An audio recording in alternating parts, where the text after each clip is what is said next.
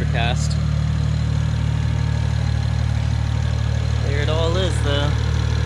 All wrapped in there. The valve cover's wrapped in this underneath.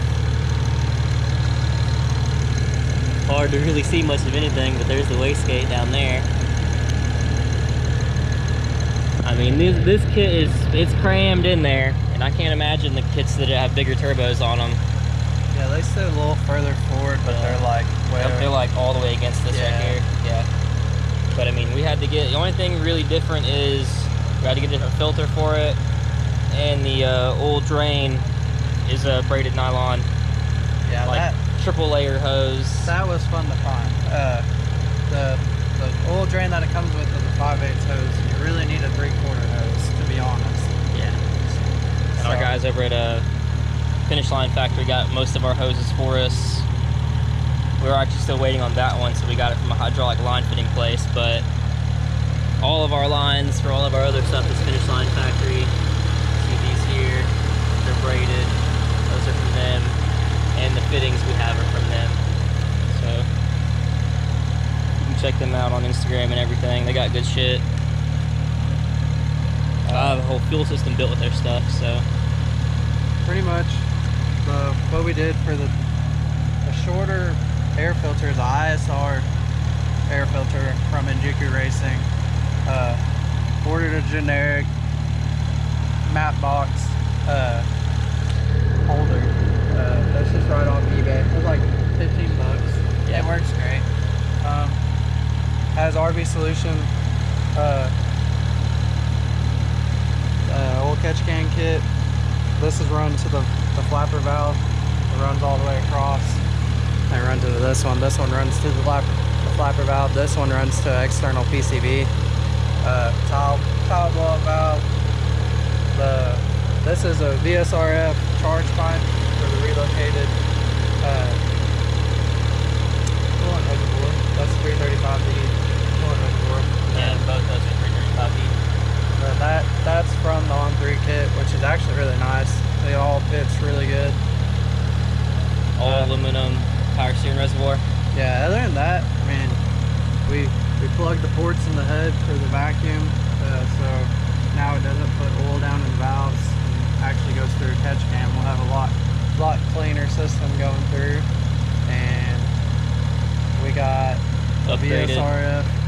What? The upgraded fuel pump. Oh yeah, it's a Feel It Stage 2 bucket list in it right now until I go with the dual fuel pumps and the high pressure fuel pump, which we're either going to do a single barrel or double barrel. I don't know yet. Kind of just playing it by ear. The intercooler was kind of a pain to get on. The piping. The intercooler was easy. The piping sucked. Intercooler, you just take the front bumper off. Trim it. It's trimmed up to about here and all the way across. But you can't tell that, but it's in there. And it's pretty heavy.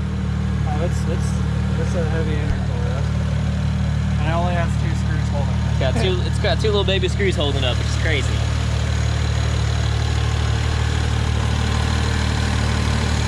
And you got ports in this. You got one on the top, one on the bottom for meth or nitrous, whichever one. Probably gonna do a water meth port on the bottom. Can't see it, but it's down here. A little sleeper port. Probably gonna do some water meth. Maybe do a little bit of spray. Kind of, we're between on those ideas just because we just got this running. It needs a manual trans though. Yeah, it needs a manual trans. That's my next step. Pretty much at our cutoff boost, which is 19.2, you said. Yeah. That's 550, which is maxing out the auto trans. Yeah, we're from what we've learned from our buddy's car. We'll probably top it out at 22, and that's about where we're gonna probably stop on boost.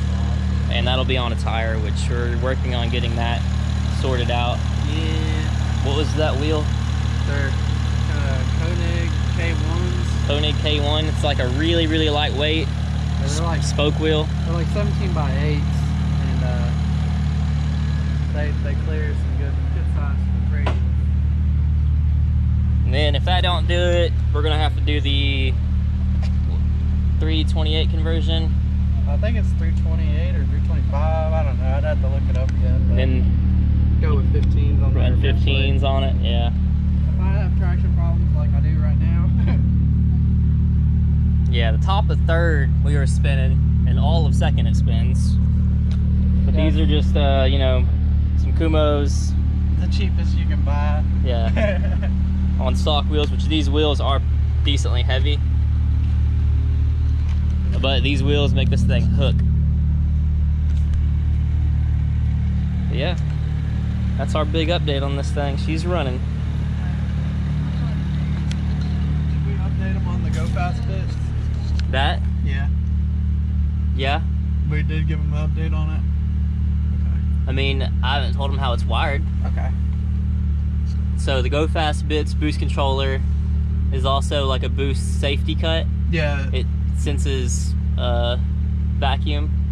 It's got vacuum, and you can wire in 2 inputs. You can wire in a wideband sensor and another sensor, but the main one you really want is a wideband sensor.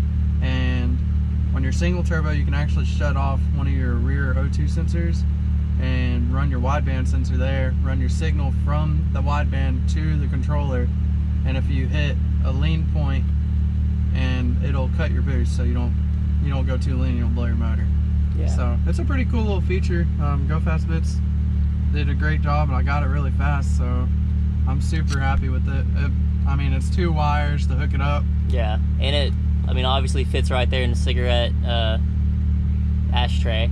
Yeah. And so ours is wired to a 5-amp fuse that's right behind this glove box in the IPDM unit for the radio, or if you want, you could use the cigarette lighter. But cigarette lighter. It's a higher amperage, but yeah, we just went with the radio just because all it calls for is 5 amps. You don't need very many amps for this. It's just mainly to turn the lights on and make you be able to read it. Yeah. So it's just a ignition power source, really. So whenever the car comes on, it comes on. Then I had to go get a new tablet, of course, because mine was really old from the beginning. Yeah, and if you haven't seen what the gauges on this thing look like, film that. Oh, I just got out of it. I know. Give me 1 second. Yeah, they're pretty badass. That's just MHD. This is strictly MHD, no JB4, no Cobb tune, nothing. It's everything's done through MHD, so it tells you whatever your high and your low where you're at, so you can actually go in here and change all what you want to look at, EGTs, your fuel rail pressure,